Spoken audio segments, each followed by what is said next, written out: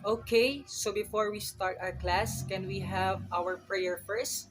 Mr. Garcia, can you lead us? Okay, so good day, students.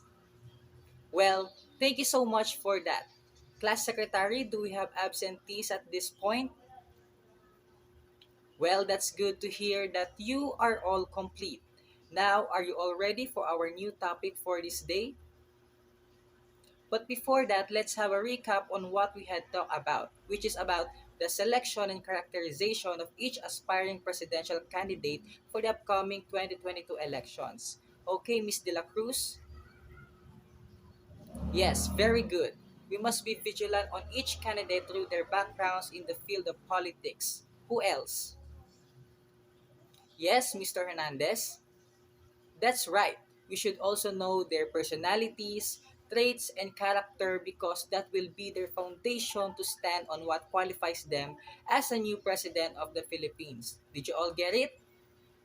All right, I know you are all excited to jump up to our next topic. But before that, just a glimpse of it, let's have a short activity. I called it a small group discussion, wherein I will divide you into five groups. Then each group will pick up a picture of the aspiring presidential candidate, and you will have a short conversation with your group. And after that, you will present it in front of the class. Everyone shall give information and some ideas with regards to whom you pick. Did you get it? Alright, so let's start now. Now that you're done discussing and explaining your group work, give yourself a big clap. To give you more information about our topic, then let's watch this video. Okay, can you give some insights about the video? Yes, Mr. Lastimosa? Indeed, that's a great insight. How about the others? Yes, Miss Torres? Very good observation. In our previous lessons, we've been talking about the personalities, characters, platforms, and all departments of each and every aspiring candidates for the upcoming 2022 election. Now, let's have this very simple because in this part, we should be vigilant on the side stories, backgrounds, and narratives for we will be talking about rate the debate. Is there anyone who can share what debate is all about when it comes to presidential races? Yes, particularly it is all about how they will use their powers to handle our nation, how those platforms will gain strategies to avoid corruption and any other national issues in our country. So let's have this part. A diverse field of candidates have put up their hands to succeed Philippines President Rodrigo Duterte, who is stepping down after a single 6-year term in line with the Philippine Constitution. Although the 2022 presidential election campaign is yet to begin, the machinations and drama are well underway. Among those who officially filed are Ferdinand Bongbong Marcos Jr., the son of a former Philippine dictator, Manny Pacquiao, a senator and former boxing champion, Vice President and Duterte critic Leni Robredo, and Isko Moreno, the mayor of Manila and a former actor. Richard Haydarian, professor of history and political science at the Philippine Polytechnic University, says that there is no clear frontrunner. It is going to be highly competitive. The Philippines has only one round of voting, unlike many countries such as France, where there is a second ballot between the two most popular candidates. This means that whoever is in front at the end of counting will become president, no matter how small their total share of votes. In a tight race, the prize could go to anyone and the stakes are high.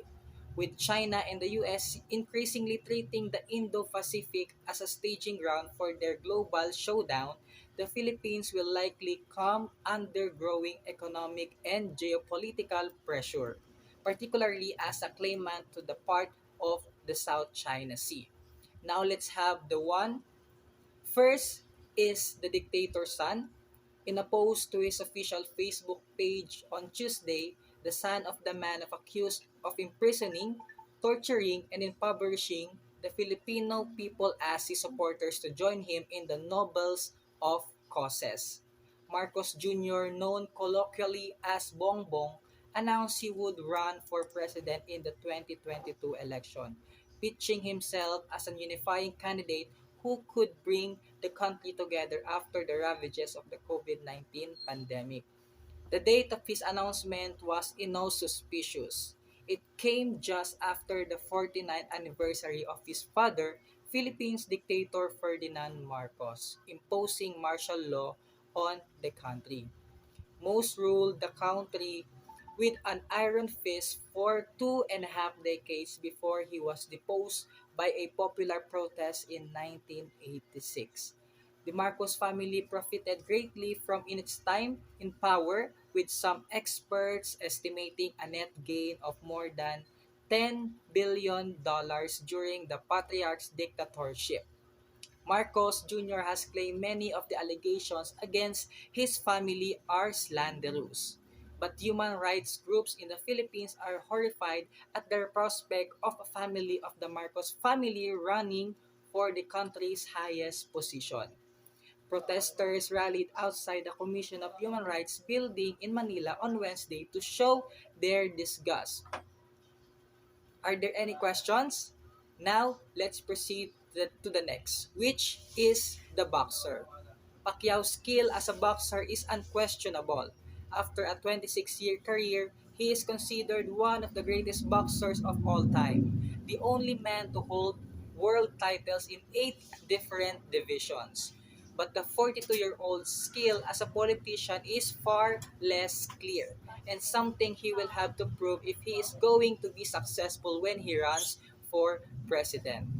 Highly charismatic and proudly Christian, Pacquiao was first elected to the Philippine Senate in 2016, saying he wanted to help the country's underprivileged.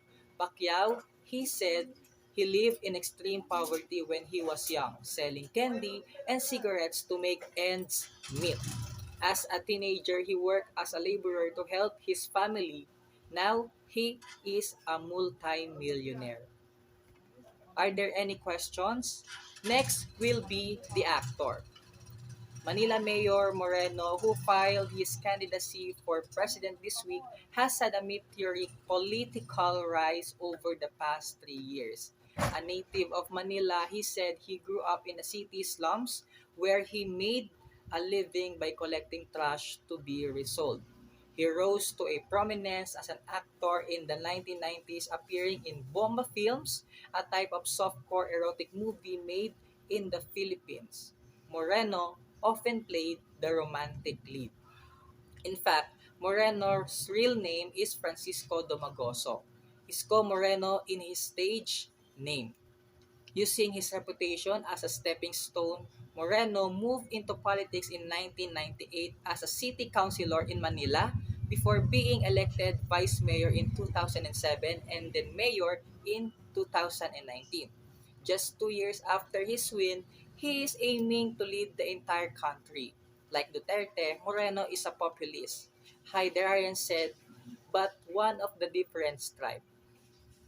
He represents what I call polite populism, cost-free, family-oriented, even Pius kind of rhetoric, he said, adding that Moreno trumpets centuries and even at times progressive policies. Next is the vice president. At the other hand of the spectrum from Marcos is the incumbent Vice President Robredo. In the Philippines, presidents and vice presidents are elected separately and can even be more different parties. A human rights lawyer, Robredo has been a frequent critic of the Duterte's administration and has fought publicly with the president over his war on drugs when she called senseless. In 2019, Duterte appointed her as a co-chair of the government's anti-drug agency for less than 3 weeks before firing her for setting up meetings with international agencies. She has also been honored for her work advocating for gender equality and women rights. Okay, that's it. I hope that everyone learned something on today's topic. Is there anyone who could share something? Yes, Miss Chavez? Very good. That's great. We must choose not only about their characters, but we must also analyze their narratives and backgrounds in the field of politics. Now, I know that you listen very well in our discussion. Then get one whole sheet of paper for our essay activity. You will just write an essay minimum of 200 words on what you have learned from our topic today. Well, thank you so much, and I hope you will expect more from our subject. Thank you and see you next meeting. God bless and goodbye, class.